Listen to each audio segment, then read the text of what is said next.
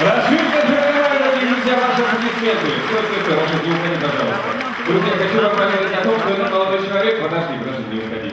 В первую очередь хочу вам поведать о том, что он является учеником всего лишь 7 класса.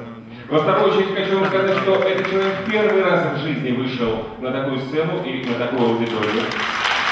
В-третьих, хочу сказать, что это была премьера песни. В-четвертых, стихи, естественно, написал Гебек, а музыку к этой песне написал отец Рашида, который зовут Исламхан Гаджи Магомаев. Друзья, давайте поаплодируем этому молодому человеку.